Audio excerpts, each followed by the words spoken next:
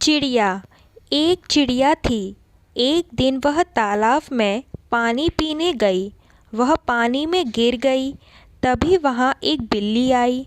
चिड़िया बोली, बहन मुझे यहाँ से निकालो। बिल्ली बोली, निकाल तो दूंगी, लेकिन मैं तुझे खाऊंगी।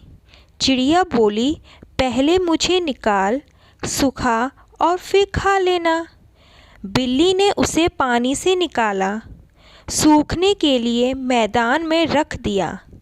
बिल्ली पंख सूखने का इंतज़ार करने लगी।